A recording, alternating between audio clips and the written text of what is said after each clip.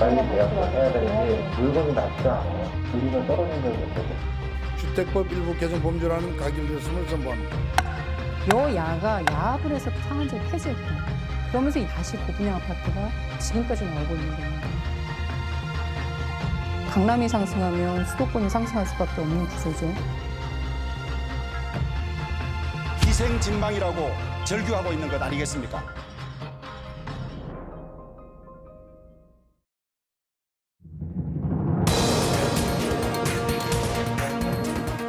안녕하십니까. 스트레이트 조승원입니다. 집값 폭등 때문에 정말 난립니다. 왜 이렇게까지 집값이 오르는지 냉정한 원인 분석은 없고 정치권은 서로 내 탓 공방만 하고 있습니다. 오늘 이 미친 집값 문제 다뤄보려고 하는데요.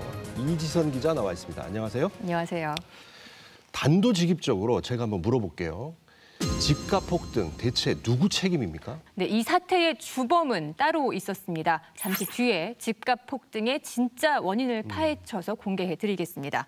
먼저 최근 논란이 된 고위공직자 다주택 보유 얘기부터 보시겠습니다.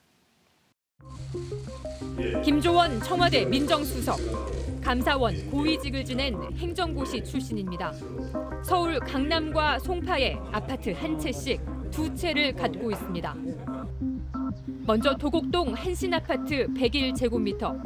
현재 시세는 15억 원으로 3년 만에 6억 원 넘게 올랐습니다. 근데 15억짜리면 거의 오르기 전 지금 거기 같은 경우는 17억 5천도 돼요. 여기가 다 올릴 것 같아요. 배우자 명의의 잠실 갤러리아 팰리스 157제곱미터. 시세는 17억 7,500만 원으로 3년 전보다 5억 원 넘게 올랐습니다. 김조원 수석은 3년 만에 아파트 두 채로 11억 원을 앉아서 벌었습니다. 여현호 청와대 국정홍보비서관, 한겨레신문 기자 출신입니다. 서울 마포와 경기도 과천에 아파트 두 채를 갖고 있습니다. 배우자 명의로 된 공덕 삼성 아파트 112제곱미터. 3년 만에 6억 원 가까이 올라 12억 3천만 원이 됐습니다. 과천 주공 7단지, 재건축이 진행 중인데 분양권은 20억 원의 매물이 나왔습니다. 3년 만에 2배 뛰었습니다. 앉아서 16억 원을 벌었습니다. 청와대 비서관급 이상 64명 가운데 다주택자는 18명, 28%입니다. 특히 수도권에만 두 채 이상 가진 참모는 8명. 이 8명의 시세 차익은 3년 사이 58억 원으로 한 명당 평균 7억 3천만 원씩 번 셈입니다. 노영민 대통령 비서실장은 이달 말까지 한 채만 남기고 모두 처분하라고 통보했습니다. 이제 닷새 남았습니다. 장관들도 비슷합니다. 교수 출신인 이정옥 여성가족부 장관, 양천구 목동의 한 채, 대전 유성구의 대형 고급 아파트 한 채를 갖고 있습니다. 목동 아파트는 2017년 12월에 전세를 끼고 샀습니다. 8억 7천만 원을 주고 샀는데 이중 전세가가 7억 5천만 원. 자기 돈은 1억 원 남짓밖에 안 들었습니다. 전형적인 갭 투자입니다. 이때는 정부가 투기와의 전쟁을 선포한 뒤 4개월밖에 안 됐을 때입니다. 갭 투자라고 하는 게 집을 거주 공간으로 보는 것이 아니라 투기 수단으로 보는 요즘 신종 수법 같은 겁니다. 지금처럼 자유롭게 그렇게 하실 수는 없을 거고요. 앞에서는 장관이 갭 투자를 잡겠다고 했는데 정작 갭 투자한 사람이 다른 장관이 된 겁니다. 거주한 적이 없어서 동호수도 제대로 답하지 못했습니다. 살려고 했던 그 아파트 동호수를 말씀해 보세요. 동호수. 그 동호수를 말씀 못 하시네요. 이정옥 장관은 청문회를 통과하면 목동 아파트를 처분하겠다고 약속했습니다. 2주택 장관들 그전에 많은 분들이 한 주택을 다 처분하도록 했습니다. 처분하시겠습니까? 예, 처분하겠습니다. 예. 하지만 스트레이트 취재 결과 1년이 지났는데도 여전히 그대로 갖고 있는 것으로 확인됐습니다. 그 사이 집값은 12억 9천만 원이 됐습니다. 2년 반 만에 4억 2천만 원을 앉아서 챙긴 겁니다. 이정옥 장관은 대신 대전 집을 팔려고 내놨다고 밝혔습니다. 정부가 투기와 전쟁을 선포한 상황에서 갭 투자한 사람이 장관이 됐습니다. 이래서야 집값 잡겠다는 정부 말이 먹힐지 모르겠습니다. 그런데 국회의원 중에서도 집 여러 채 가진 사람들이 많잖아요. 네, 여야가 서로 상대당이 더 다주택자가 많다고 비난하는가 하면요. 미래통합당은 집을 팔라는 청와대의 지시가 반헌법적이다라고 비난하기도 했습니다. 경실련 발표에 따르면 다주택자는 민주당이 43명, 미래통합당이 41명으로 민주당 소속 의원이 조금 더 많습니다. 하지만 의원 수 대비 다주택자 비율을 보면요. 미래통합당이 약 40%로 민주당의 2배 가까이 되고요. 또 1인당 부동산 재산 가액도 미래통합당이 2배입니다. 국회는 법을 만드는 곳이잖아요. 네. 그런데 국회의원 중에 다주택자가 저렇게 많으면 집값 잡는 법 만들 수 있겠습니까? 그래서 스트레이트가 추적했습니다. 앞에서는 집값 잡아야 한다고 외치면서 뒤로는 집으로 재산 불리고 있는 얌체 같은 국회의원들을 고발합니다. 2019년 3월 최정호 국토교통부 장관 후보자 인사청문회.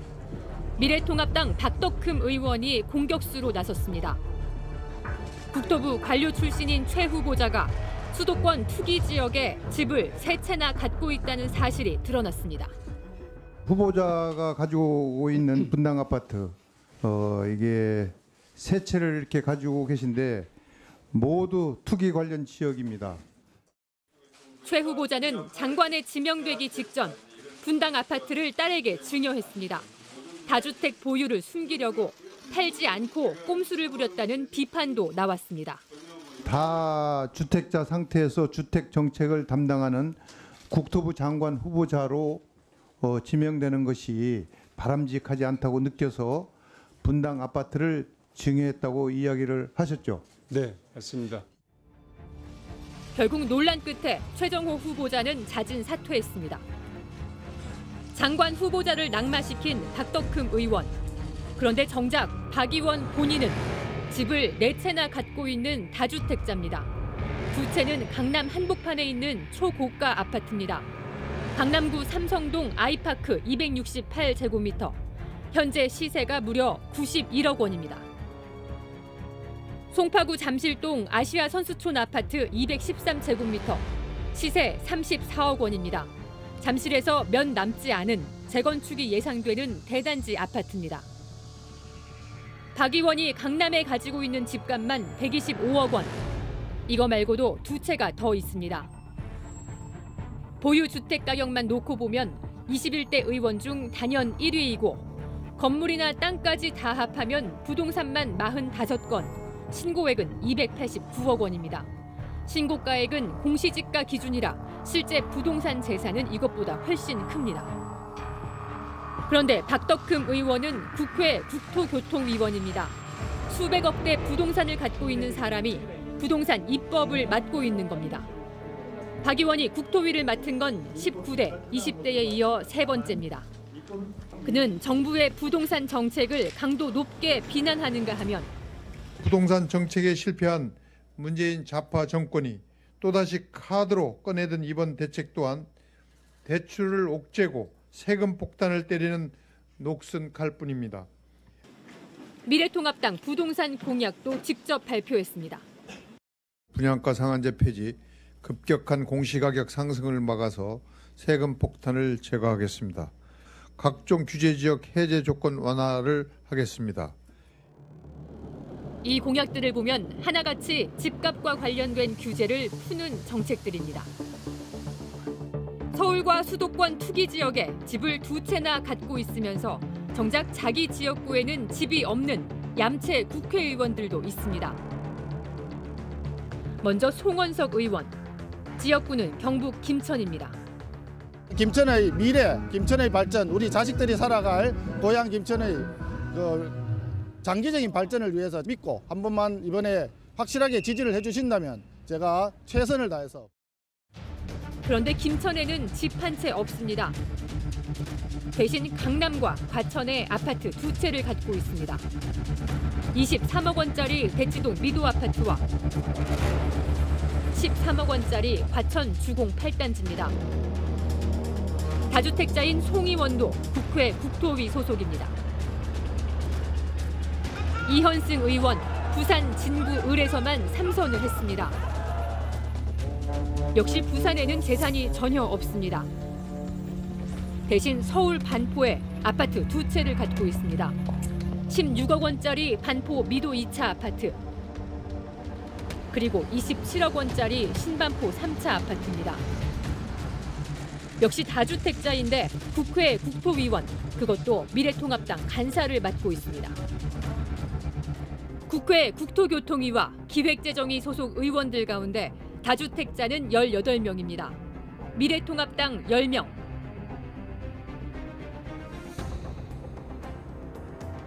더불어민주당 8명입니다. 다주택자가 집값 잡는 법을 만들려고 할까 의심받을 수밖에 없습니다. 고양이한테 생선을 맡긴 꼴이 아닌가 싶습니다. 자, 그런데 여기까지는 맛보기였고요. 이제부터는 본격적으로 집값 폭등 주범이 누군지 따져보도록 하겠습니다. 우선 집값이 언제부터 폭등한 겁니까? 네, 집값 그래프를 보면요. 2015년부터 꿈틀대면서 오르기 시작해서 2017년에 가파르게 폭등하기 시작합니다. 2017년이면 문재인 정부 들어선 직후잖아요. 네. 그래서 미래통합당은 문재인 정부가 폭등시켰다라고 비난을 하는데 이건 맞는 말입니까? 현 정부의 실책도 분명히 있습니다. 하지만 집값을 폭등시킨 결정적인 사건은 2014년 12월에 벌어졌습니다. 당시 누가 뭘 어떻게 했길래 집값이 이렇게 폭등했는지 그 사건을 스트레이트가 추적했습니다. 2014년 12월 29일, 그해 마지막 국회 본회의가 열렸습니다. 100개가 넘는 법안이 본회의 표결 안건으로 올라왔습니다. 그중에는 부동산 3법 개정안도 있었습니다. 당시 158석으로 과반 여당이던 새누리당이 강력히 밀어붙인 법안이었습니다. 이번에 제안된 부동산 3법은 도심의 재개발, 재건축에 대한 활로를 터주기 위한 것입니다. 재개발, 재건축이 안 돼서 주택 공급이 위축되고 수많은 시민들이 고통을 겪고 있습니다. 국민 고통 해소 차원에서라도 이번 주택 3법은 반드시 통과가 돼야 됩니다. 부동산 3법이 무슨 내용이길래 그렇게 시급하다고 했을까? 먼저 분양가 상한제 폐지법. 민간 아파트의 분양가 상한제를 사실상 폐지해 건설사 마음대로 분양가를 올릴 수 있게 하는 법입니다. 재건축 초과 이익 환수 유예법. 재건축으로 큰 이익이 났을 때 초과 이익을 사회에 환수하도록 하는 조치를 3년 동안 중단시키는 법입니다. 조합원 3주택 허용법. 수도권에서 재건축을 하면 조합원 한 가구가 받을 수 있는 최대 주택수가 한 채였는데 이걸 늘려서 3채까지 받게 해주는 법입니다. 쉽게 말해 분양가는 마음대로 올리고 그렇게 얻은 초과 이익은 고스란히 다 챙기고 심지어 재건축으로 최대 3채까지 가져갈 수 있게 풀어준 겁니다. 건설사는 분양가 올려서 큰돈 벌고 재건축 집주인들은 시세 차익을 챙기는 누이 좋고 매부 좋은 특혜 종합 세트였던 겁니다. 당시에도 반대 목소리가 있었습니다. 투기를 조장해 집값을 폭등시킬 거라는 경고였습니다. 부동산 3법은 강남 재개발, 재건축을 촉진하기 위한 특혜법이자 부동산 투기 조장법입니다.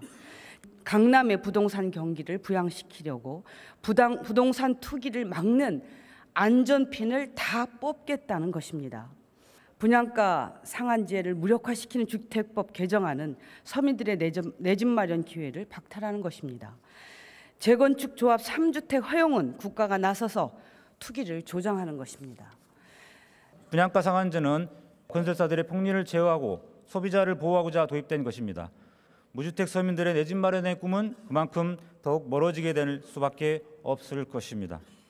이런 점들을 감안해서 부동산 3법 모두 부결시켜 주실 것을 호소.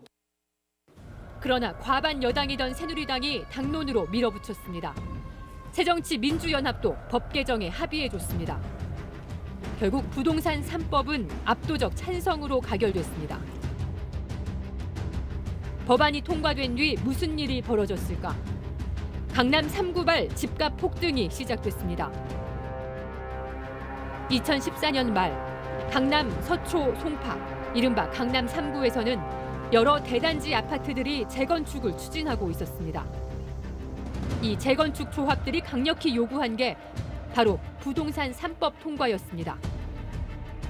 국회에서 법이 통과된 직후 2015년 송파 가락시형 아파트 재건축을 시작으로 강남 개포 주공 아파트, 서초 신반포 아파트, 무지개 아파트 등이 잇따라 재건축에 들어갔습니다.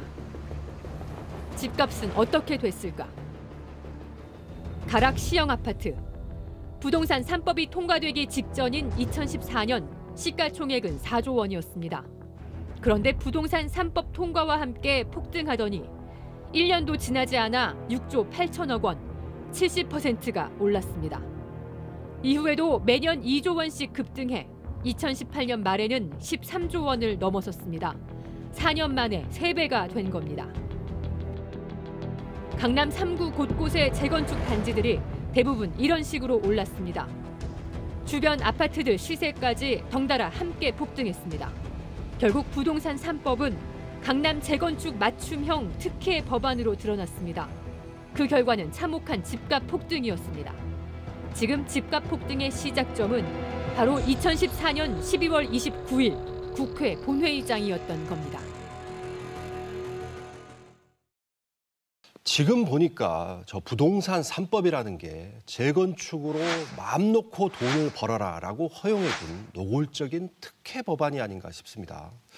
그런데 이런 반론도 있어요.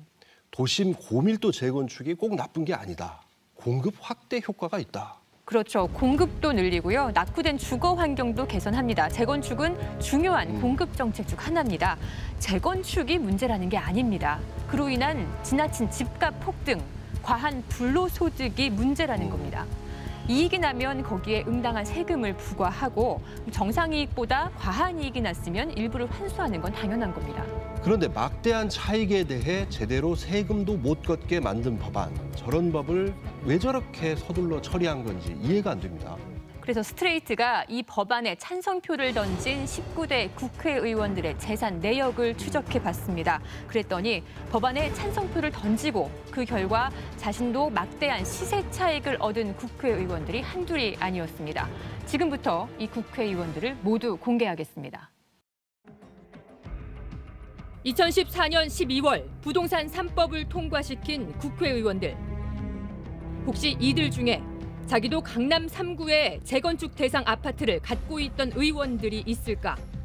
스트레이트는 이 단순한 질문에서 추적을 시작했습니다. 당시 3개 법안 모두에 찬성표를 던진 국회의원은 127명. 법 통과 직후인 2015년 3월 재산 공개 내역을 기준으로 아파트 보유 내역을 뽑아봤습니다. 그랬더니 강남 3구에 아파트를 갖고 있는 국회의원이 49명이나 됐습니다. 부동산 3법 통과로 강남 집값 상승에 직접적 이익을 본 의원들입니다. 새누리당이 44명으로 대다수였고 새정치민주연합이 5명이었습니다. 이들 중 특히 재건축 대상 아파트를 보유한 의원들을 추려봤습니다. 서울에서 재건축 대상이 되려면 지은 지 30년이 지나야 합니다. 모두 21명입니다.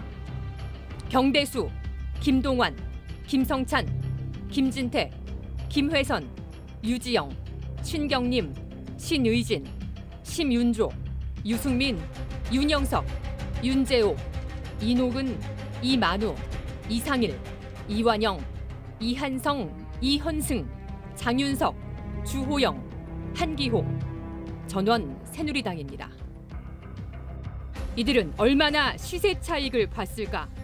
21명 가운데 이번 21대 국회에도 입성에 성공한 현역 의원들만 추렸더니 4명입니다. 먼저 미래통합당 윤영석 의원. 강남 개포 주공 2단지 아파트를 가지고 있었는데 부동산 3법 표결 당시 이미 재건축 사업 승인 인가를 받은 상태였습니다. 이 아파트는 그 사이 재건축을 마치고 레미안 블랙스티지 133제곱미터로 바뀌었습니다. 부동산 3법 통과 직전에 9억 1천만 원이었는데 지금은 28억 원이 됐습니다. 3배 폭등한 겁니다. 미래통합당 이현승 의원. 당시 재건축 추진 중이던 신반포 한신 3차 117제곱미터를 갖고 있었습니다. 현재 레미안 원베일리라는 아파트로 재건축 중입니다. 부동산 3법 통과 이전에 10억 8천만 원이었는데 이 아파트는 현재 27억 원. 역시 2.5배나 올랐습니다. 이현승 의원은 이것 말고도 반포에 아파트 한 채가 더 있습니다. 반포 미도 2차 92제곱미터. 이 아파트도 5억 8천만 원에서 16억 5천만 원으로 3배 가까이 뛰었습니다. 이 의원은 지금 국회 국토위 소속입니다. 미래통합당 윤재옥 의원. 송파구 오금동 현대아파트 152제곱미터를 갖고 있습니다. 부동산 3법 통과 당시 재건축을 추진 중이었습니다. 2014년 8억 3천만 원이었는데 현재는 15억 원, 2배 가까이 올랐습니다. 마지막으로 눈에 띄는 인물이 있습니다. 현재 미래통합당 원내대표인 주호영 의원입니다. 주 원내대표는 집값 폭등의 책임이 문재인 대통령에게 있다고 연일 공격을 이어가고 있습니다. 우리 서민들은 열심히 벌어서 내 집 한 채 장만하는 것이 평생의 꿈인데 집값은 급등하고 대출은 막아놓으니 이생진망이라고 절규하고 있는 것 아니겠습니까? 어렵사리 내 집 한 채 마련하니 이제는 종부세와 재산세 폭탄을 퍼부을 뿐만 아니라 양도세마저도 인상하겠다고 하니 도대체 이 나라에서는 집 가진 것이 죄입니까? 주호영 원내대표는 부동산 3법에 찬성표를 던질 당시 반포 주공 1단지 140제곱미터를 갖고 있었습니다. 현재 재건축이 진행 중인데 5층짜리 아파트가 최고 35층으로 탈바꿈될 예정입니다. 사업비 10조 원으로 단군 이래 최대 재건축 사업이라 할 정도로 가장 뜨거운 곳인데 2017년 관리처분 인가를 받아 부동산 3법의 특혜에 마지막으로 올라탔습니다. 2014년 이미 22억 원이었는데 현재 시세는 무려 45억 원, 20억 원 넘게 올랐습니다. 주호영 대표는 게다가 부동산 3법의 특혜로 새 아파트 2채를 분양받게 됩니다. 엄청난 초과 이익에 대한 환수도 한 푼도 하지 않아도 됩니다. 자기가 찬성표를 던진 법으로 큰 이익을 본 셈입니다. 재건축 대상은 아니지만 강남 3구의 아파트를 소유해 주변 집값 폭등에 직접 이익을 본 의원들도 28명이나 됩니다. 새누리당 23명, 민주당 5명입니다.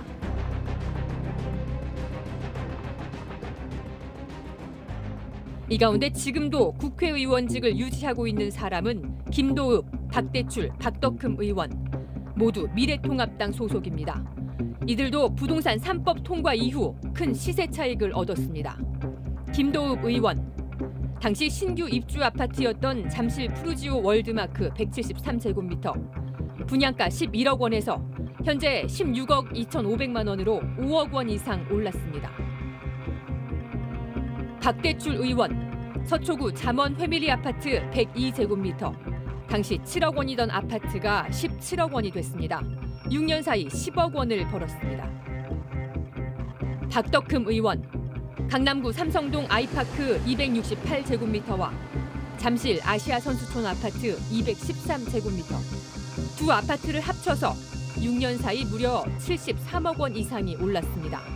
1년에 12억 원씩 올라간 겁니다.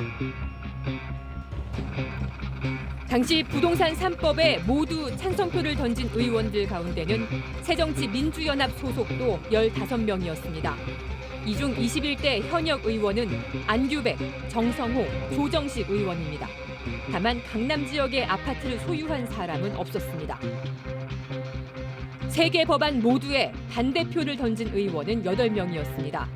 민주당 김경협, 김상희, 김태년 의원과 이계호, 이인영, 홍익표 의원, 그리고 정의당 심상정 의원과 국민의당 권은희 의원입니다.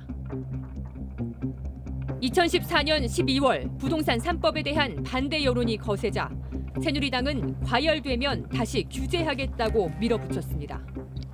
열탕이 들어갔을 때는 몸을 식혀야 되는 것이고 냉탕에 들어갔을 때는 몸을 덮여야 하는 것입니다.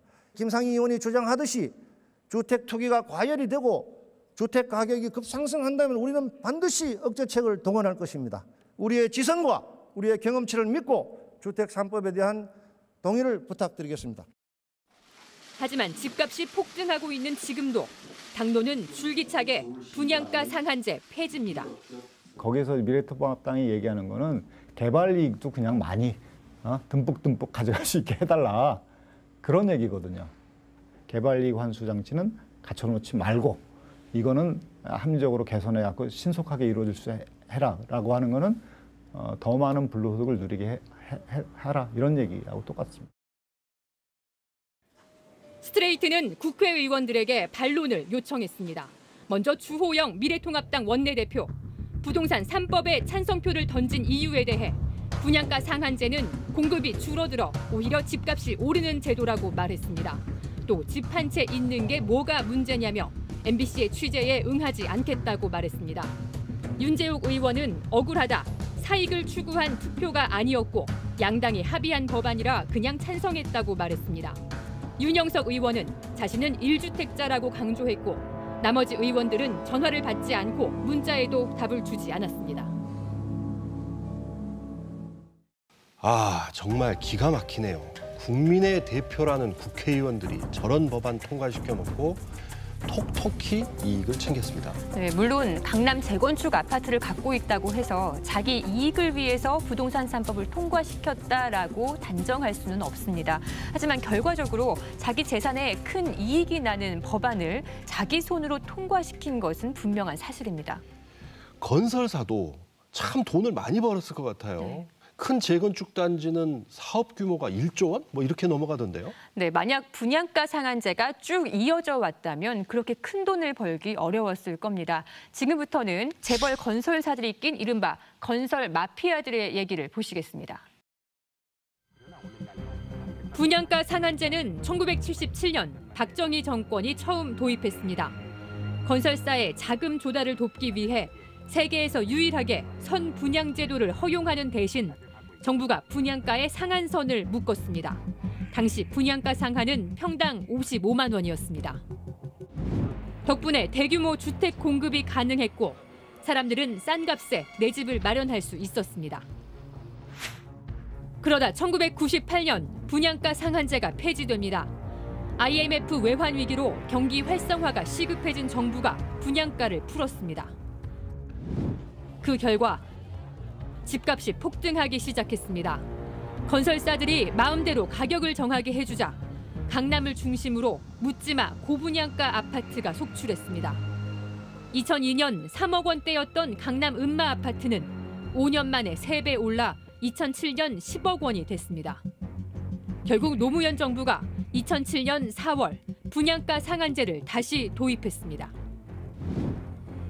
그 효과는 이명박 정부에서 톡톡히 나타났습니다. 2008년 글로벌 금융위기 여파가 지나간 뒤에도 집값은 계속 안정됐습니다. 그러자 이명박 정부는 건설 경기 부양을 위해 각종 규제 완화를 쏟아내기 시작했습니다. 종부세 대폭 인하, 부동산 담보대출 규제 완화에 이어 급기야 집권 마지막 해에는 분양가 상한제 폐지를 들고 나왔습니다. 시장 과열기에 어울리는 제도였으나 시장이 안정된 현 상황에서는 시장 왜곡을 야기할 지나친 규제로 판단되어 당시에는 야당의 반대로 무산됐지만 2년 뒤인 2014년 결국 박근혜 정부 때 폐지됩니다. 서울 집값은 거짓말처럼 다시 오르기 시작했습니다. 결국 지금의 집값 폭등은 당시 상한제 폐지의 후폭풍인 셈입니다. 이렇게 집값은 분양가 상한제와 밀접합니다. 서울 아파트의 가운데값이 어떻게 변했는지 살펴보면 분양가 상한제가 시행 중이던 이명박 정부 임기 중에는 마이너스 3%, 민간 분양가 상한제가 사실상 폐지된 박근혜 정부 때 29% 급등, 그리고 그 여파가 본격적으로 나타난 문재인 정부 들어 52%나 폭등했습니다. 하지만 그래프가 상승하기 시작하는 시점은 정확히 분양가 상한제 폐지 직후인 2015년부터입니다. 집값 안정에 가장 강력한 효과를 보이는 분양가 상한제. 누가 왜 폐지한 걸까? 다시 2014년 12월 국회입니다. 본회의를 닷새 앞두고 열린 국토교통위원회. 여당이던 새누리당 이우현 의원이 분양가 상한제 때문에 건설사들의 생존이 위협받고 있다고 주장합니다. 국토부 장관도 맞장구를 칩니다. 대한민국 건설업계가 그동안 한 7, 8년 동안 아마 유지를 겨우겨우 해오고 있는 걸로 알고 있습니다. 네, 그런 측면이 있습니다. 지금 대형 건설사가 부도가 난다고 할 때 한 10만 명에서 20만 명 일자리가 잃는데 오늘 여야가 좀 원만하게 이 국민이 기대하는 이런 부동산 3법이 잘 처리되기를 좀 바라면서. 건설사들이 생존 위기를 겪고 있다는 주장. 정말 그랬을까? 통계청의 연간 국내 건설 수주액 자료를 찾아봤습니다. 2005년까지 100조 아래에 머물던 수주액은 2006년 100조 원을 넘어서더니 2007년 128조 원으로 사상 최대치를 기록했다가 조금 줄어 매년 100조 원 정도를 기록하고 있었습니다. 게다가 해외 수주는 2014년 70조 원으로 사상 최대 호황이었습니다. 그런데도 국회의원과 국토부 장관이 건설사 생존을 걱정해 준 겁니다. 부동산 3법이 개정되자 단군 이래 최대 규모의 건설사 돈잔치가 시작됐습니다. 강남 재건축은 건설사들에게 황금알을 낳는 거위였습니다. 치열한 수주 경쟁이 벌어졌습니다. 건설사들의 수주액은 단 1년 만에 47% 폭등했습니다. 특히 민간 부문이 70%나 올랐습니다. 분양가 상한제 폐지 이후 건설사 수주액은 매년 160조 원을 기록 중입니다. 그래서 건설사들과 국토부 관료들 그리고 정치인들 사이의 끈끈한 커넥션, 이른바 건설 마피아가 다시 주목받고 있습니다. 관료들은 왜 그런 분양가 상한제를 싫어하느냐? 관료들은 서민들을 만나지 않습니다. 관료들은 사업자, 하나의 개발로 인해서 서로 먹이사슬이 돼 있는 분들과 더 긴밀하게 접촉할 수밖에 없는 위치에 계신 분들입니다. 저러니까 건설 마피아라는 말이 자꾸 나오는 거 아닌가 싶습니다. 집값을 잡으려면 정책을 일관성 있게 쭉 밀고 나가는 게 중요한 것 같은데요. 네. 그런 점에서 현 정부도 분명히 책임이 있는 것 같습니다. 책임 당연히 있습니다. 실책이 한두 가지가 아닙니다. 특히 더 결정적인 실책은요. 임대사업자들에 대한 세금 혜택을 막대하게 줬다는 겁니다. 박근혜 정부가 분양가 상한제 폐지로 집값 폭등에 불을 붙였다면 문재인 정부는 여기에 기름을 들이부은 셈입니다. 주택 임대사업자 혜택을 투기 세력들이 어떻게 악용했는지 보시겠습니다. 2017년 12월 정부는 임대주택 사업자에게 파격적인 세금 혜택을 준다고 발표했습니다. 취지는 좋았습니다. 대다수 세입자들은 소위 전월세 난민이 된 지 오래입니다.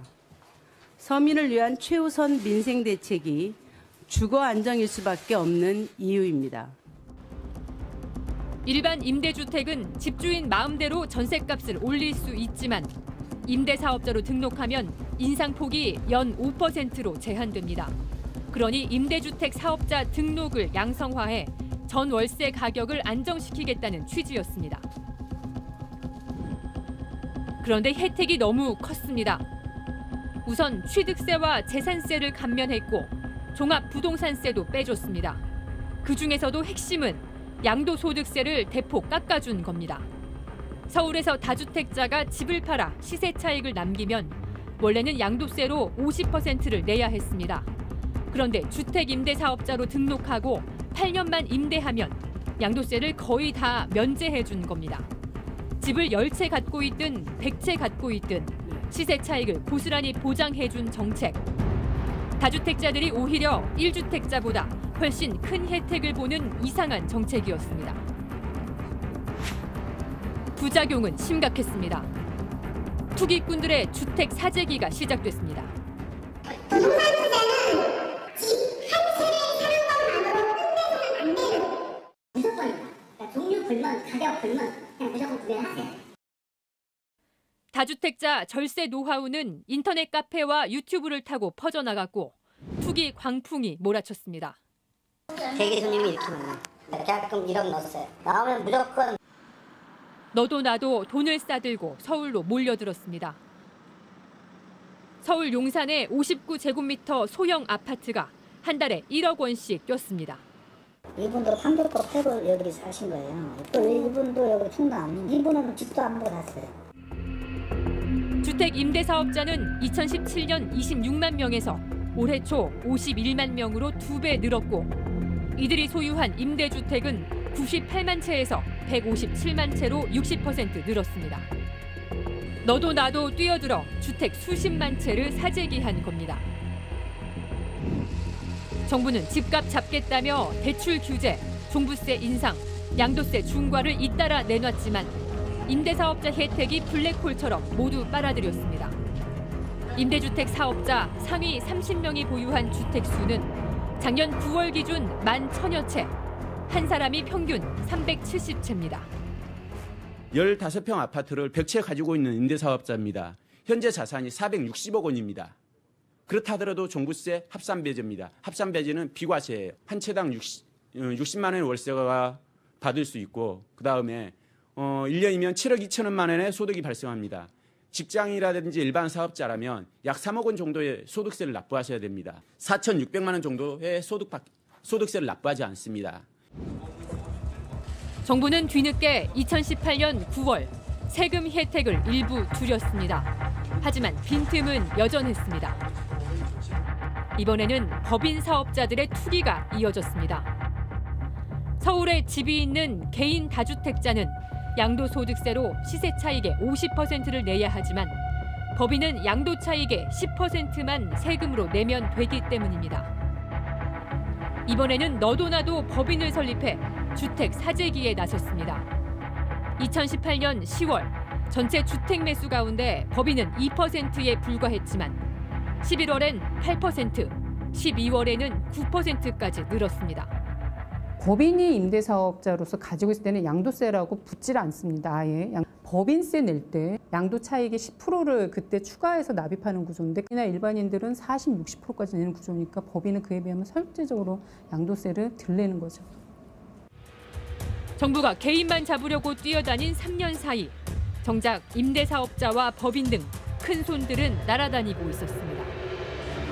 정부는 6.17 대책에서 법인 소유 주택에 대한 종부세율과 양도차익 세율을 올린 데 이어 7.10 대책에서는 임대사업자 등록 혜택을 없앴습니다. 소 잃고 외양간 고친 겁니다. 임대 사업이든 뭐든 사업을 하려면 사업자 등록 내고 법만큼 세금 내는 건 지극히 당연한 겁니다. 그런데 이걸 법으로 의무화하지 않고 온갖 혜택을 줘가면서 제발 임대사업자 등록해달라고 정부가 구걸한 꼴입니다. 정말 답답합니다. 오늘은 집값 폭등 주범을 추적했습니다. 집값 문제에 대해선 할 얘기가 더 남아 있습니다. 다음 주엔 부동산 보유세 문제 그리고 집값 폭등을 부추긴 언론의 행태를 짚어보겠습니다. 끈질긴 추적 저널리즘 탐사기획 스트레이트 다음 시간에 뵙겠습니다. 분명히 잠에서 깨어 눈을 떴을 때 또 다른 나쁜 꿈 속에 갇혀버린 채 무거운 몸을 겨우 일으켜 세우고서 정신을 차려보니 달려야 해. 우웨이 우웨이야 우웨이야 우웨이 우웨이야 우웨이야 뜻대로 되지를 않지.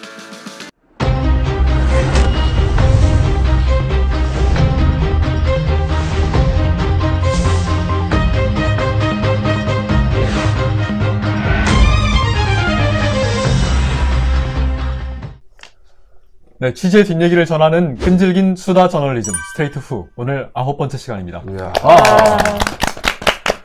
박민지 취데스크 나오셨고요. 안녕하세요. 조성원 MC, 이지선 기자. 안녕하세요. 그리고 저는 스트레이트 팀장 김현국입니다. 오늘 방송 어떻게 보셨습니까? 저요? 네. 언제나 제가 조성원 MC한테 물어보잖아요. 보다가 제가 좀 소리를 냈죠. 네. 스튜디오에서. 아니, 보다 보니까 또 열을 받아가지고. 열받죠.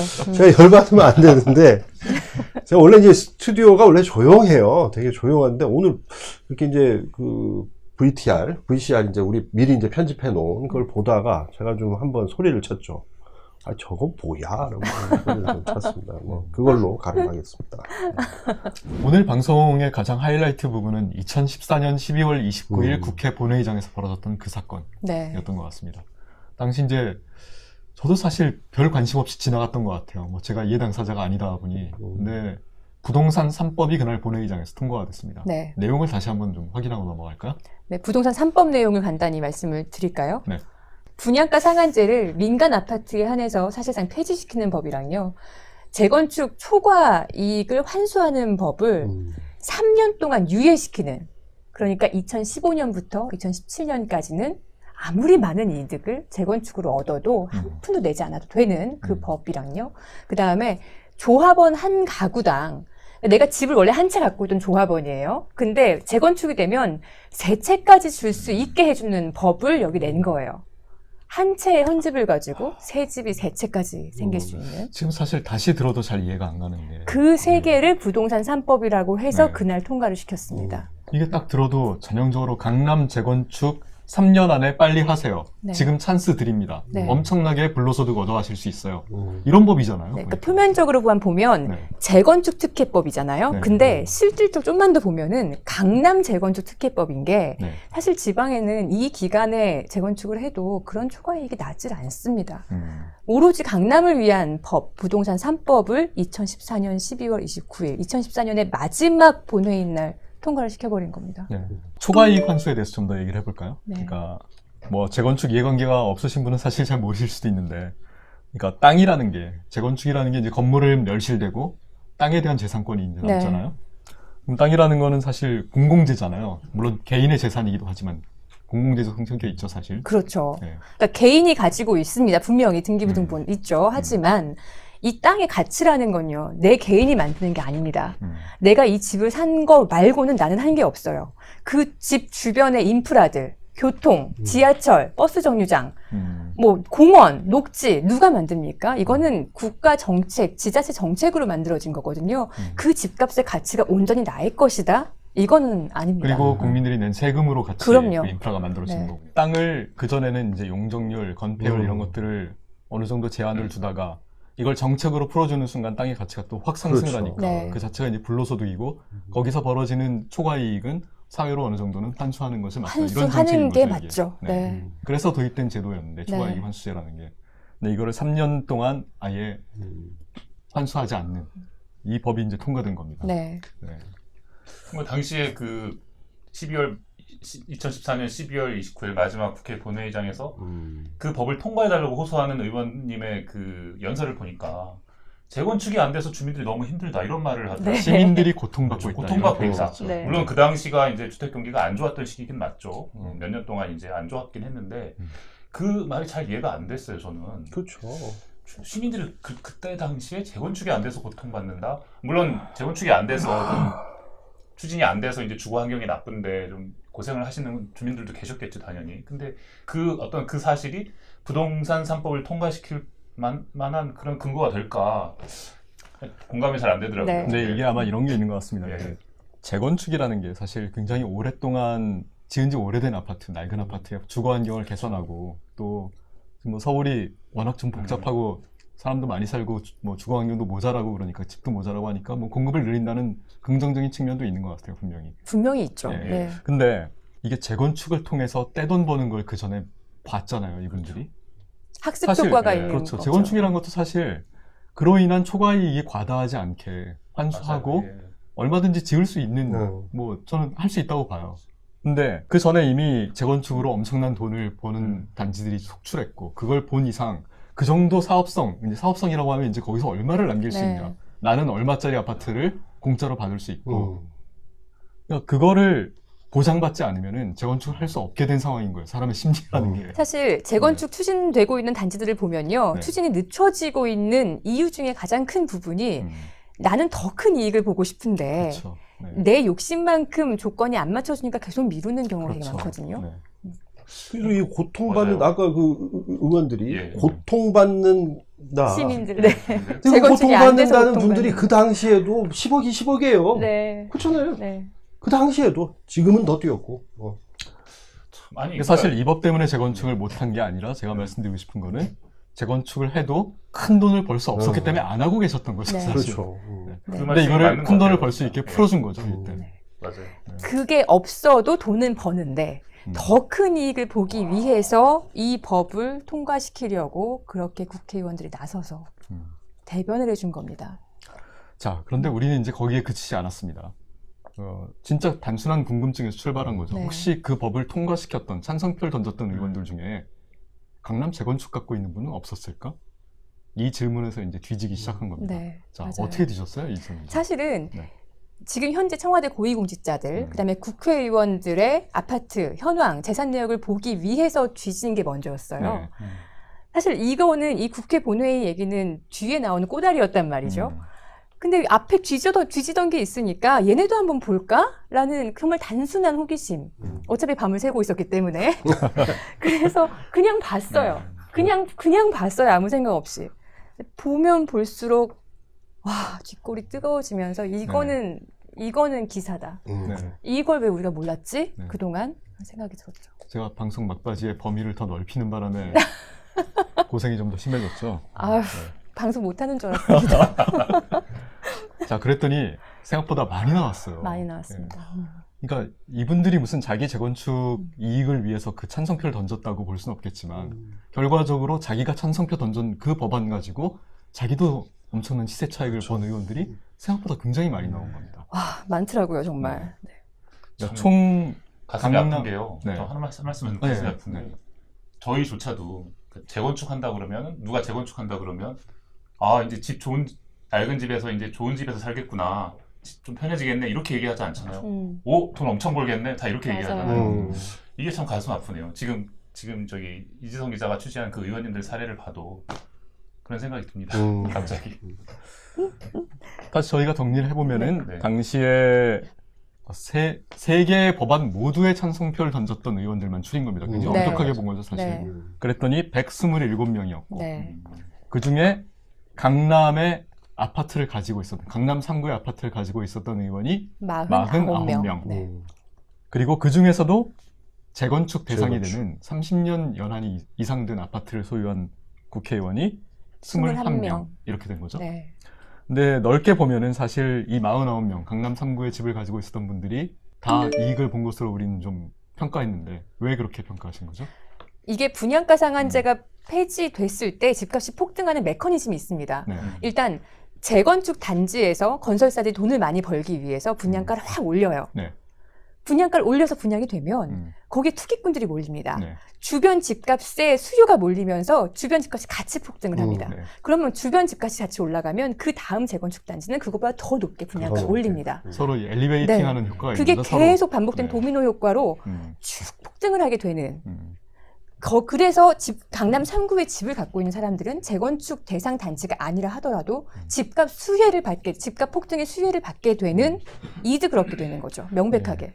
이게 제가 2000년대 중반에도 부동산 문제를 한번 취재한 적이 있었는데 메커니즘이 이렇더라고요. 그러니까 분양가 상한제가 없을 때는 건설사들이 일단 원가 상관없이 분양가를 일단 뻥튀기해서 올려놓습니다. 그러면은 주변에 아파트 가지신 분, 좀 오래된 아파트 가지신 분들이 야, 저기 신규 분양가가 저 정도인데 그럼 우리 집값도 이만큼 받아야지 하고서 집값을 높여놓는 거예요. 그러면 이제 집값이 일단 높은 데서 형성이 되고 그럼 옆 단지에서 예를 들어 새로 또 신규 분양을 한다 그러면은 우린 저거보다 더 높여. 이렇게 해서 거의 뭐 폭풍처럼 이제 올라가기 시작하는 거예요. 분양가를 올렸을 때 그 이득을 사실은 조합원들도 나눠 갖게 되거든요. 그렇죠. 그렇기 때문에 건설사와 조합원들이 같이 나눠 갖는 거예요. 유의 좋고 매부 좋고. 네, 유의 좋고 매부 좋고가 되는 거라 계속 올라가게 되는 거죠. 그래서 상한이라는 규제가 필요한 겁니다. 네.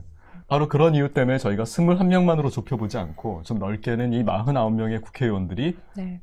크게는 자기 이해관계가 걸려있는 법안에 찬성표를 던졌다. 이렇게 본 거죠, 저희는. 네. 19대에서는 이제 21명이었고 이분들 중에 21대 이번 국회 현역 배치를 아직도 유지하고 계신 분이 이제 4명이 나온 거예요. 네. 그렇죠? 이 4명의 면면을 좀 다시 볼까요? 가장 눈에 띄는 인물은 아무래도 그 현 야당 원내대표 주호영 미래통합당 원내대표였던 것 같습니다. 네. 아, 많이 오르셨죠. 네, 저도 이분이 이렇게 비싼 집 가지고 있는지 몰랐습니다. 그 지난주에 국회 교섭단체 원내대표 연설에서 이 주호영 원내대표가 한 발언이 참 인상 깊게 남아요. 뭐 우리 저 방송에서 나갔지만 이생집만. 예, 이번 생에서 집 사긴 망했다. 서민들이 이렇게 고통받고 있다. 이 얘기를 하시고 나서 곧바로 어렵게 집을 사면 종부세, 보유세, 양도세, 세금 폭탄으로 또 고통을 준다. 정말 앞뒤가 안 맞는 얘기인가? 네. 이 사람들 눈에는 서민이라는 정의가 종부세 대상 아파트 한 채 갖고 있는 사람이 서민인 거예요. 사실 저도 서울에 집이 한 채 있지만 제가 살고 있는 집이 있지만 종부세 대상이 안 되거든요. 종부세 대상이 되는 집 한 채 가진 사람이 이 사람들은 서민인 거예요. 정말 앞뒤가 안 맞는 말이죠. 올라도 너무 많이 올랐습니다. 이분도 주호영 원내대표 보니까 지금 현재는 1주택인가요? 네, 1주택입니다. 얼마 전에 방송에 나와서 대구에 집이 한 채 있었고 그 서울 그 강남에 네, 집이 한 채 대구가 있었는데 지역구기 때문에 서울 한 채, 지역구 한 채. 대구에 집을 처분하셨다고 그러더라고요. 네. 주호영 원내대표가 가지고 있는 그 재건축 단지는요, 지금 굉장히 재건축 업계 이슈인 곳입니다. 아, 저도 찾아봤습니다. 네. 그랬더니 뭐 단군 이래 최대 규모 사업비 10조 원. 10조 원. 그 네. 반포 주공 1단지가 부지가 엄청나게 넓더라고요. 그래서 이것도 한 번에 추진을 못하고 1, 3, 4지구를 묶어서 하나 추진하고 1, 2, 4지구였나요? 네, 1, 2, 4지구와 3지구. 3지구가 또 따로 추진되고 하여튼 엄청나게 규모가 큰 네. 재건축이 지금 진행 중이더라고요. 부지만 넓은 게 아니라 네. 아파트가 5층짜리 저층 아파트입니다. 부지는 넓은데 5층짜리 아파트니까 용적률을 이만큼 올릴 수가 있는 거예요. 이거를 최대 35층까지 올린다고 합니다. 대지 지분이 그러면 워낙 큰 거군요, 여기는. 한 가구당. 일반 분양을 할 수 있는 가구 수가 어마어마하게 많고 사업성이 굉장히 좋은 거예요. 네, 조합원들과 건설사들은 진짜 우리가 상상할 수 없는 이득을 아니 보게 안 되죠. 그래도 원래 지금 비싸고 네. 지금 거기가 상당히 고가잖아요. 지금 상태도 44억 원. 아파트잖아요. 네. 그죠? 자, 이게 이제 아까 이제 용적률을 높여주고 대지 지분이 워낙 이제 크기 때문에 사업성이 좋다는 얘기를 했는데 바로 그런 점 때문에 뭐 정책 하나 바꾸면은 엄청난 이익을 얻을 수 있으니 이런 불로소득 초과이익은 환수하자 이런 법이 이제 있었던 거죠 그 전에. 네. 근데 이거를 2014년 12월 국회 본회의에서 3년간 이거 걷지 말자, 없애주자라고 이 법을 통과시킨 겁니다. 19대 국회의원들은 진짜 반성해야 됩니다. 반성하세요. 민주당 의원들도 마찬가지입니다. 동참했습니다. 근데 이 주호영 원내대표가 보유한 주공 1단지는 그 3년 동안 초과이익 환수를 유예하는 그 기간의 마지막에 관리처분 인가를 받았어요. 네. 마지막 수혜를 입은 단지죠. 올라탄 겁니다, 드디어. 이 특혜법에. 그 결과 지금 45억 원이요? 물론 이게 면적마다 다릅니다. 주호영 원내대표가 소유하고 있는 면적의 그 집이 20몇억 원에서 44억 원으로 올랐습니다. 22억 원에서 45억 원. 45억 원이었나요? 네. 2배 이상 올랐네. 네. 아, 돈 많이 버셨네. 뭐 2배라 그러면 요즘은 많이 번 것 같지도 않아요. 근데, 근데 단수가 20억의 시세 차익을 남기신 거예요. 45억 원인데. 네. 사실 뭐 3배 오른 것도 되게 많아요. 300% 이상 오른 것도 많은데 오른 금액 가액으로 보면 20억 이상 올랐기 때문에 그렇게 해서 이제 두 채를 분양받으신다고요? 네. 주호영 원내대표. 네. 이번에 그 주공 아파트, 반포 주공 아파트 조합원들의 그 나온 내용을 보면 한 채 갖고 있던 사람이 작은 평수 하나, 큰 평수 하나 두 채를 받는 그런 조건으로 결정됐다고 하더라고요. 네. 근데 뭐 소송이 걸려있다는 얘기도 들리던데요. 네, 이 소송도 되게 웃긴 게요. 결국은 내 옆집보다 내가 조금 덜 이득을 보게 돼서 소송을 건 거예요. 그러니까 같은 면적의 집을 갖고 있던 사람이에요. 근데 나는 예를 들어 뭐 제 제곱미터를 안 쓰고 평을 써도 될까요? 20평대는 40평대 받는데 20평대는 40평대를 받게 됐어요. 20평대랑 근데 이 50평대 사람은 받더라. 뭐 그런 20평대와 50평대. 그렇죠. 그 차이로 그러니까 대다수는 나처럼 받는데 왜 소수만 그렇게 받느냐. 그걸로 소송을 걸면서 1심에서는 사실상 관리처분인가 무효 결과가 나왔습니다. 조합원들끼리 소송을. 그렇죠. 근데 이게 만약에 관리처분인가가 무효가 되면은 이 3년간 유예 기간에 받았던 그 초과이익 환수 혜택을 못 받는 거죠. 그렇죠. 이제는. 네. 여기 보니까 소송이 또 걸린 게 하나 더 있더라고요. LH공사. 그러니까 원래 이 주공 아파트잖아요. 그러니까 단지 안에 이 주택공사 그러니까 LH공사가 소유하고 있는 땅들이 좀 있어요. 노인정이라든가 이런 시설들이 이제 LH공사 소유인 거예요. 이 땅을 이 중간에 이제 일종의 알바키처럼 들어와 있는 땅들이니까 조합이 다시 사들여야 재건축 사업이 가능한데 이게 감정평가액만 한 7,800억 정도 된다. 그렇죠. 근데 조합에서는 그 돈 주고 못 사겠다. 한 500억 줄 테니 내놔라. 이렇게 지금 소송을 내놨더라고요. LH공사에. 당연히 안 주겠죠, LH는. 그래서 이런 점들을 보면은 뭐 주변에서 이렇게 애들 이제 평가하는 기사들이 나왔습니다. 당시에 어떻게든 2017년 말 3년 시한 안에 초과 이익 환수를 피해 가려고 서둘러서 재건축을 추진하다 보니 이런 세세한 문제들을 다 체크를 못하고 그냥 넘어갔다가 뒤늦게 이제 소송들이 줄줄이 걸리기 시작한 것 같아요, 보니까. 근데 내가 가진 재건축 분양권은 계속 뻥튀기 되면서 거품으로 올라가길 바라면서 그렇게 만들어진 대지 가치는 주기 싫은 거잖아요. LH공사에. 싸게 팔고 싶은 거죠. 싸게 사오고 싶은 거잖아요. 네. 참 사람의 이 욕심이란. 자, 이 주호영 의원만큼이나 또 주목받는 인물이 한 분 스타가 등장하신 것 같아요. 박덕흠 의원. 야. 대단하시더라고요. 그러니까. 엄청난 부자예요. 부동산 재벌급이던데요. 보니까 부동산 신고액이 289억 원. 예. 그 신고가액이 그러니까 시세로 그렇죠, 따지면 예. 훨씬 더 클 거 아니에요. 네, 신고는 공시지가로 하거든요. 네. 공시지가는 공시 가격보다도 훨씬 현실화가 안 돼 있는 그렇죠. 가격이에요. 네. 그래서 실제로는 정말 뭐 많게는 2배까지도 갈 수 있는 실제 가치는. 아니 박덕흠 의원 보니까 저는 깜짝 놀랐어요. 아이파크가 91억 원이에요? 아파트 한 채가? 네. 이거 너무 심한 거 아닙니까? 뭐 고가 아파트이긴 한데 네. 강남에만 100억 원 넘는 아파트를 가지고 계신 거잖아요, 박덕흠 의원은. 125억 원. 그런데도 이제 주택 정책의 이제 정책 위반을 담당하는 국토위를 19대, 20대, 21대에도 맡으셨어요. 네. 예.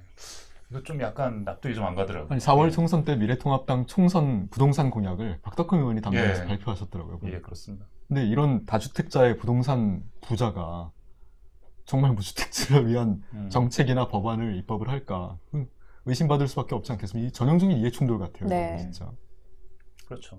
저희가 청와대 참모나 뭐 고위공직자들 다주택자를 비판하는 것처럼 국회의원들도 국토위 국회의원들 집값에 영향을 미치는 정책 위반하잖아요. 그런데 네. 다주택이면 이렇게 다주택이면 좀 문제 삼을 수 있죠. 저희가. 이건 좀 법으로 막아야 되지 않겠습니까? 네. 사실 이 수많은 이해충돌 문제가 사실 발생하는 게 국회의원들이 워낙 권한이 크기 때문입니다. 입법권을 가지고 있으니까, 법을 바꿀 수 있으니까. 이 케이스도 봐도 이게 재건축에 그렇게 큰 특혜를 주는 법을 그냥 국회의원들이 바꿔버리잖아요. 근데 자기 이해관계가 걸려있단 말이에요, 지금. 재건축을 하나씩 가지고 있는 분들이 네. 상당수가 있었고. 박덕흠 의원이 지난 국회 때 국토위 간사였거든요. 네. 이번 21대 국회에 또 국토위에 오면서 위원장에 도전했습니다. 삼선이니까. 그럴 수 있겠네요. 네. 그러나 진선미 의원, 무주택자인 진선미 의원이 위원장이 됐어요. 네. 무주택자에게는 좀 반가운 소식입니다. 근데 이 30명의 국토위 의원 중에서 무주택자는 진선미 의원이랑 포함해서 2명밖에 없긴 하더라고요. 이게 서민을 위한 정책이 나오기가 어렵겠네요, 국회 구조상. 아니 289억 원 그것도 신고액만? 네. 부동산 뭐 45건? 네. 그런 분이 왜 국회의원을 하시는지도 잘 모르겠어요. 아니, 그러니까 이렇게 돈이 많은데 제가 지난번에 말씀드렸지만 아니 돈이 이렇게 많은 분이 뭐 하려고 그렇게 권력까지 하는지 이해는 못 하겠는데 더 제가 이해가 안 되는 거는 289억 신고액만 289억을 가지시는 분이 그것도 국토교통위에 들어가서 벌써 지금 몇 번째 계속 하고 계시다는 거는 요거는 약간 코미디 아닌가. 이분이 건설업 하시던 분이더라고요, 보니까. 그 부인 명의의 건설업체도 하나 갖고 있고 전문건설협회 회장도 지내셨습니다. 이건 정말 제대로 이해충돌 그렇죠. 상황이잖아요. 그래서 미래통합당에서도 이분이 또 국토위 한다고 해서 좀 말렸다는 얘기를 있더라고요. 아, 그래요? 이번엔 좀 딴 데 가라. 국토위가 워낙 노른자이고 인기가 많잖아요. 근데 본인이 끝까지 우겼다고 그런 얘기도 들었어요. 자기 국토위 남겼다고. 검증된 얘기입니까? 뭐 그냥 도는 얘기죠. 정치권 주변에서 도는 얘기. 자, 지금 저희 주호영 그리고 박덕흠 의원 살펴봤고 송원석 의원도 상당히 눈에 띄는 인물이에요, 보니까. 네, 경북 검사 김천? 출신입니다. 네, 경북 김천이 지역구고 검사 출신 의원입니다. 김천, 우리 자식들이 살아갈 희망의 땅 김천에서 김천의 발전을 위해 이번 한 번만 기회를 주신다면 이런 발언을 했어요. 네. 근데 정작 김천엔 집이 없고 서울, 네. 강남. 강남과 과천에. 과천에. 네. 네. 뭐 이것도 뭐 많은 분들이 다른 생각을 하실 수 있어요. 생각의 스펙트럼은 넓지만 저는 사실 서울의 한 채, 지역구의 한 채, 두 채의 다주택자는 이해가 됩니다. 왜냐하면 양쪽 다 일을 해야 되니까. 국회의원의 경우? 예. 국회의원의 경우, 지역구 국회의원의 경우. 너무 좀 관대하신 것 같은데요? 아니, 저는 관대한 사람입니다. 지역구를 위해서 일하겠다고 했으면 지역에 집 한 채 갖고 있고 네. 서울에 전세 얻으면 되죠. 그런 분들 많잖아요. 하지만 서울 의정 활동도 중요하긴 하니까 저는 관대한 사람이에요. 그런데 서울에 몇 채씩 갖고 있으면서 지역구에 한 채도 없다? 전 너무 화가 납니다. 제가 그 지역구 주민이면 정말 배신감 느낄 것 같고요. 그럼 뭐 그렇게 볼 수 있어요. 이 사람들이 바보냐. 당연히 집값 오르지 않을 지역에 왜 집을 사냐라고 말할 수 있거든요. 근데 그렇게 하는 의원들이 실제로 있습니다. 예를 들어서 박범계 의원, 판사 출신이죠. 자기 지역구인 대전에 집을 사고요. 서울 집을 팔았고요. 서울에는 당산, 영등포 당산 쪽인가? 그쪽에 오피스텔 전세 살고 있습니다. 제 말이 그 말입니다. 네. 도종환 의원도. 이 정도 자세가 돼야 되는 거 아니에요? 네. 도종환 의원도 지역구에 집을 사고요. 서울 팔고 서울은 마포 전세 살고 있더라고요. 이런 사람들이 바보라서 그러는 걸까요? 도종환 의원이 충북 청주인가요? 지금 지역구가? 그렇죠. 네. 그러니까 바보인 게 아니라 그게 응당 지역구 주민들에 대한 날 뽑아준 유권자들에 대한 예의라고 생각해서 그런 게 아닐까요? 이건 유권자분들께서 좀 판단하시면 될 것 같아요. 네. 자기 지역구에는 재산 한 푼 없는데 서울 강남에 집 가지고 있으면서 부동산 정책 입법하고 법안 만드는 국회의원을 우리가 뽑아줄 것인가의 문제는 지역구 국민들이 이제 결정하시면 될 문제죠, 사실. 그렇죠. 지역구에는 집 한 채 없으면서 서울에는 투기 지역에는 다주택 두 채 이상. 그러면 더 이해가 좀 안 되긴 합니다. 그건 이현승 의원도 마찬가지죠. 심지어 이현승 의원은 부산의 지역구에서 3선이에요. 3선. 근데 부산에 재산이 없어요. 서울에만 반포에 두 채, 몇십억 원어치 갖고 있죠. 네. 근데 두 의원 다 또 국토위. 심지어 두 의원 다 국토위. 이 다주택자들 판 같아요, 국토위. 강남, 네. 저희가 혹시 이제 시청자분들의 오해가 있으실까봐 왜 여당도 있는데 정부도 있고 청와대도 있는데 야당 미래통합당 국회의원들만 이렇게 잔뜩 다루냐. 근데 사실 저희도 고민을 했습니다. 그래서 저희는 사실 뭐 야당 여당 나누지 않고 하나의 기준을 정하고 그 기준에 부합하는지 그 기준에 뭐 만족하는지 이제 이것만 한번 따져본 겁니다. 근데 결과적으로는 거의 대다수가 미래통합당 의원들이에요. 그러니까요. 여기서 기계적 중립을 지킬 수는 없는 거죠, 사실 저희. 고민을 많이 했습니다, 저희도. 그렇죠. 제가 지난번 아이템에서도 극우 유튜버들만 다뤘다고 편파 아니냐라는 얘기를 하는 사람들이 있었더라고요. 아니 기준을 정해놓고 그걸 넘어서서 나쁜 행위를 하는 사람들 걔네밖에 안 나온 걸. 안 나온 애들을 갖다 쓸 수는 없는 거잖아요. 이것도 마찬가지입니다. 어떻게 그렇게 부동산 3법 찬성하고 재건축 갖고 있는 사람들이 이렇게 새누리당인지. 그러니까 자기 이해관계가 걸려있는 법안에 찬성표를 던지는 건. 저희는 그 스테이트가 앞으로도 이제 계속 견지해야 될 원칙이라고 생각합니다, 이게. 그러니까 여야의 균형을 따지기 이전에 우리 사회가 합의하고 있는 어떤 도덕적 룰 또는 건전한 상식에 비추어서 그 기준에 뭐 어긋나거나 뭐 만족시킨다면은 그 여야 가리지 않고 모두 공개하고 비판할 게 있으면 비판하고. 그럼요. 그게 저널리즘의 원칙이어야 되지 않을까라고 생각합니다. 네. 기계적 중립은 공정한 것이 아닙니다. 자, 그런 점에서 사실 저희가 미래통합당 의원들을 잔뜩 이제 다루긴 했지만 현 정부, 문재인 정부의 부동산 정책에도 분명히 책임이 있다는 점을 또 지적을 했잖아요. 많습니다. 네. 얘기해 주시죠. 네. 사실 뭐 한두 가지가 아닌데요. 그중에 사실 방송 분량 때문에 하나를 가장 큰 실책을 꼽아야 했기 때문에 주택 임대 사업자에 대한 막대한 세금 혜택을 꼽았고요. 이게 진짜 큰 실책인 게 그동안 문재인 정부에서 내놨던 수많은 집값을 잡을 수 있는 정책들을 얘는 블랙홀처럼 다 흡수해버리고 빨아들여버리는 무력화시켜버리는 법이었기 때문에 이번 집값 폭등의 주범 중에 하나다. 그러니까 아까 방송에서도 말씀드렸지만 분양가 상한제 폐지가 불을 붙인 거라면 얘는 거기에 기름을 부은 정책입니다. 참 상식적으로 봐도 잘 납득이 안 가고 좀 바보 같은 정책이었다는 생각이 들어요. 제가 만약에 돈 있는 사람이었더라도 저렇게 큰 세제 혜택을 주고 오히려 1주택자보다 세금을 덜 내게 해주는데 사업자 등록하죠, 그러면. 그리고 집 사재기 하죠. 이건 합법적으로 니네 세금 깎아줄 테니 합법적으로 투기해 라고 길을 열어준 거잖아요, 사실. 사실 임대사업자 등록은 의무화되는 게 너무 당연한 거 아닌가요? 그렇죠, 그렇죠. 네. 방송에서도 말씀하셨죠. 아니, 그러니까 제가 방송에서도 마지막에 얘기했지만, 아니 소득이 있으면은 세금을 낸다는 거는 그건 헌법에 나와 있는 거고, 국민은 그 법률에 의거한 바에 따라 납세금을 진다는 건 헌법 정신이고, 이거 사업이라는 걸 한다면 사업자 등록 내고 그리고 나서 자기가 법만큼 세금을 내는 건 너무나 당연한 거잖아요.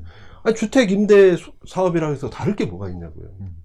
근데 그거를 갖다가 그냥 법으로 의무화 시켜가지고 네가 여러 채 집 가지고 있으면서 이걸로 임대 사업을 해서 돈을 벌었으면 그 번 돈에 대해서 세금을 내라 라고 법적으로 정해놓고, 다만 주택이란 건 공공재이고 전 월세 난이 나면 안 되잖아요. 전 월세, 이게 주택은 공공재적 성격이 있기 때문에 네가 집을 여러 채 가짐으로 인해서 무주택자들은 울고 있다. 그러니까 네가 나중에 주택을 임대할 때도 네 마음대로 임대료 올리지는 말아라 해서 우리가 사회적 기준을 정해서 그게 5%라면 연 5%요. 연 5%라면 정해놓으면 된다고요. 네. 그걸 사실 외국의 법제화하면 많은 된다. 국가들이 당연하죠. 전월세 보호를 위해서 하고 있는 거죠. 우리도 임대료 인상을 억제하고 있잖아요. 우리 임대인들 보호하는 법이 얼마나 많아요. 그것처럼 하면 된다고요. 근데 그걸 안 해놓고 대신에 엄청난 혜택을 주면서 자진 등록을 구걸하고 있는, 마치 구걸하듯이 이렇게 해놨으니, 아니 그러니까 이게 이 정책이 정말 이상하다고 저는 생각하는 게, 우리가 축구를 하다가도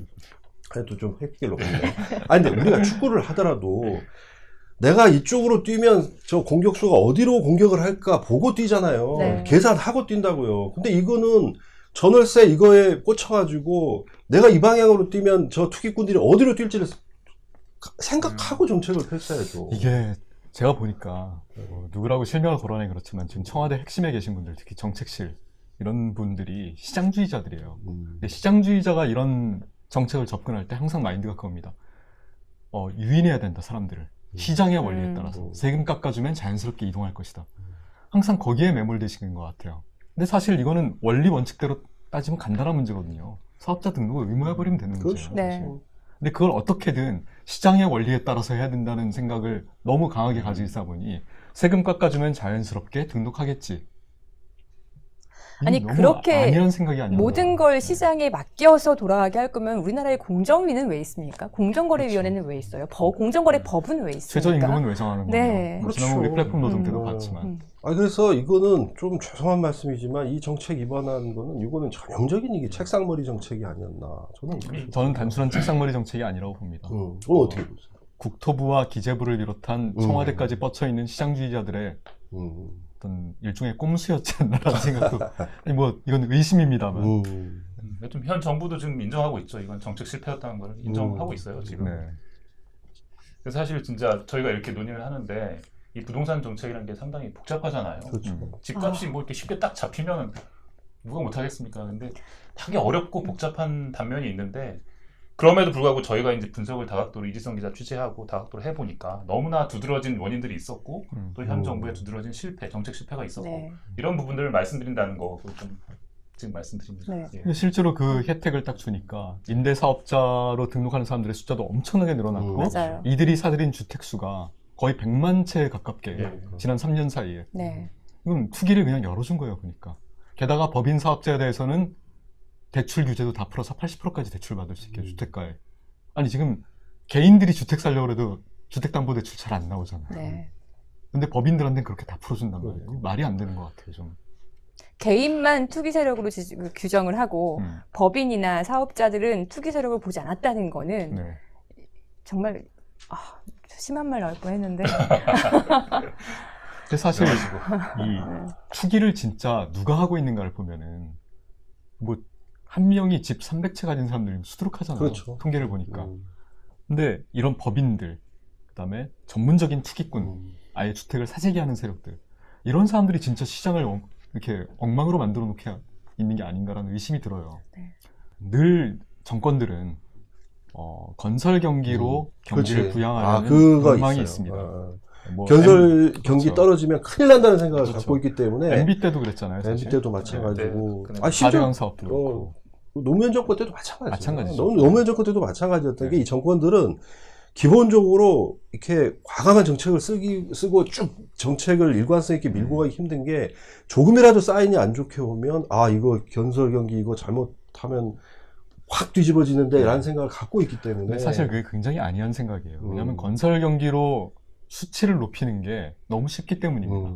몇 군데 규제 풀어주고 그냥 그렇죠. 건설 사업 크게 벌리고 SOCM 몇 군데 이제 크게 사업 벌리면은 금방 GDP 수치 올라가니까 성장률이.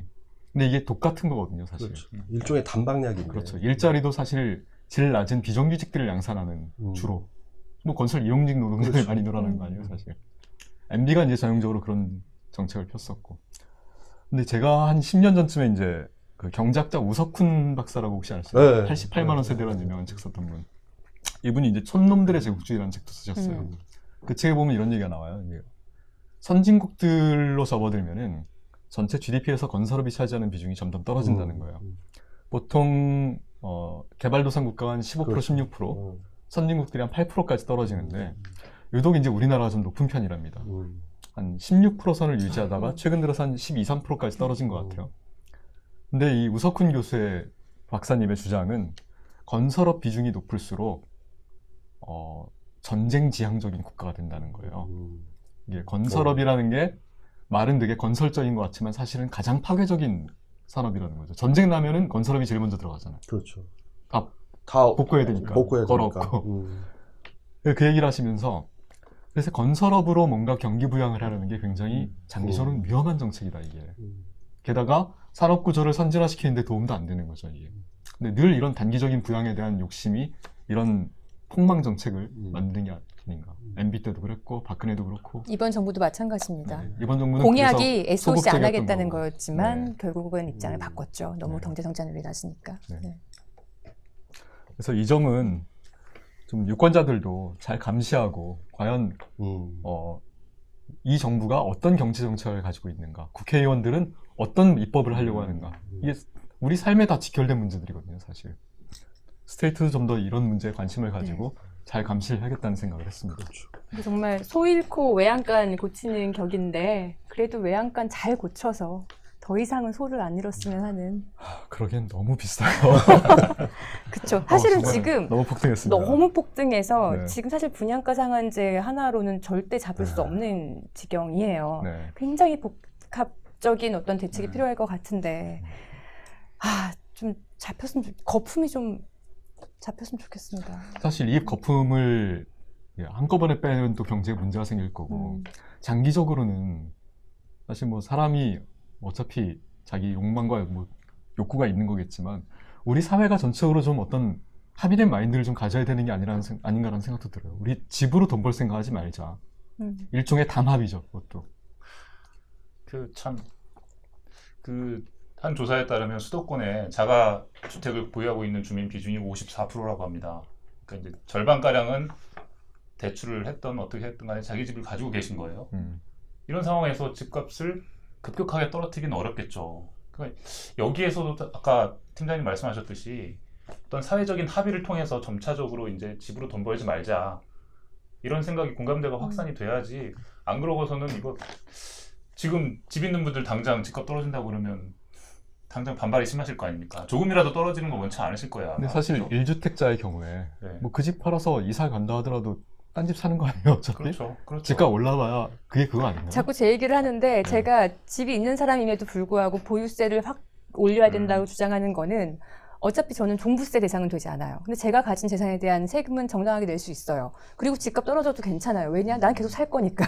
내가 이걸 처분해야 내 돈이 되는 거지. 그냥 살 거면 떨어지나 올라가나 똑같거든요. 한 가지만 마지막으로 좀 짚어볼게요. 그러니까 저희 이제 미래통합당의 정책이 규제를 완화하고 집값을 부추기는 정책이라고 이제 평가를 했지만 사실 이분들에도 논리는 있습니다. 이제 공급을 확대해야 값이 떨어질 거 아니야. 이런 논리 하에 계속적인 이제 공급 확대 정책을 펴는데 며칠 전에 보니까 서울대 경제학회 이중구 교수님이 블로그에 글을 쓰셨더라고요. 간단한 논리다. 이 경제학에 수요를 잡으면 된다. 그래도 가격 떨어진다. 근데 수요를 어떻게 잡냐? 전부 다 투기 수요이기 때문에 투기 억제 정책 펴면 된다. 아주 간단한 논리셨어요. 경제학과 교수님의. 저는 왜 집값이 이렇게 폭등하는지에 대해서 좀 더 냉정하게 원인을 분석하고 좀 더 단호한 정책이 필요한 시점이 아닌가라는 생각을 해봤습니다. 다음 주에도 스트레이트가 또 부동산 문제를 조금 다루죠? 아직 못다한 얘기들이 있죠, 여기. 네, 사실 할 얘기는 정말 많지만 조금만 더 하겠습니다. 아주 조금만. 절대 많이 안 할 거고요. 조금만 더 하겠습니다. 많이 하셔도 됩니다. 자, 스트레이트 호는 오늘 여기까지 하겠습니다. 다음 주에 뵙겠습니다. 감사합니다.